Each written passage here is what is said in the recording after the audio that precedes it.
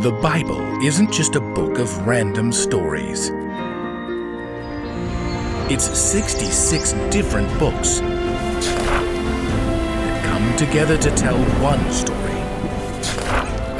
An incredible one about God's love for us. And now for an amazing story. Inspired by the book of John, chapters 18 to 20. John kept his eyes on the rocky ground of Golgotha, desperately wishing he could wake from this nightmare.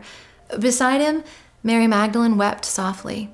Neither of them wanted to look up. They knew what they would see. How did it come to this? John retraced the last day in his mind. After the Passover meal the evening before, Jesus had warned his friends that changes were coming. Now I am going to the one who sent me. It is for your good that I am going away. Later, Jesus and his disciples prayed in a grove of olive trees known as Gethsemane, and a mob sent by the high priest came to arrest him. Jesus' followers scattered, and John, well, he just shook his head, trying to clear his mind. We ran away. We deserted Jesus. You don't have to talk about it. We just left, while he laid down his own rights over and over. Peter and I did follow at a distance, too scared to stand up for him. They took him to the high priest, right? First to Annas, then to Caiaphas. The high priest questioned Jesus. His shrill voice rang through the open windows. I command you under oath, tell us if you are the Christ, the Son of God. Yes, it is just as you say. John had winced.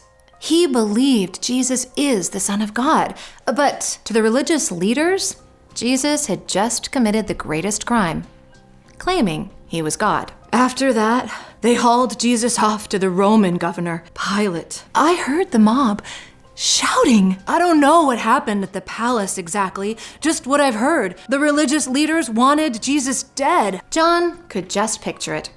Pilate standing on his balcony, the Jewish leaders hanging back outside because they were unwilling to enter the home of a Roman, believing that it would make them unclean. Judge him yourselves, but we aren't allowed to put him to death. Pilate had interviewed Jesus and found no reason to put him to death. Pilate even had him whipped and crowned with thorns to satisfy the Jews. Look, I'm bringing Jesus out to you. I find no basis for a charge against him. But only one thing would please the crowd. Crucify him! Crucify him! Pilate interviewed Jesus again and tried to set him free. But the mob was ruthless. So finally, Pilate handed Jesus over to the religious leaders. Soldiers came, took charge of him, leading him away to be hung on a cross on Golgotha, the same hill where John and Mary Magdalene were standing right now. Last night, Jesus said he could call on God anytime to send angel armies to protect him. So why doesn't he do that? Why is he letting this happen? I don't get it. I don't know. John finally dared to lift his eyes. Nearby, he saw Jesus' mother, Mary. And then he saw Jesus, hanging on the cross between two other men. This can't be happening. In that moment, Jesus met John's eyes. Jesus looked down at his mother, eyes filled with pain and compassion. Mother, here is your son. Jesus nodded toward John. John, take care of her like your own mother. John nodded, speechless. Even as he was dying, Jesus was thinking of others, putting them before his own pain. Soon after, Jesus cried out, "It is finished." Then he bowed his head and died. John and all of Jesus' friends were devastated. They thought that Jesus had given himself up for nothing. Later that evening, a man named Joseph took Jesus' body down from the cross and buried it in a garden tomb. Nicodemus, a religious leader who had followed Jesus, helped. Together, they both rolled a great stone in front of the entrance. For 3 long days, Jesus' friends hid, convinced the religious leaders would come after them next.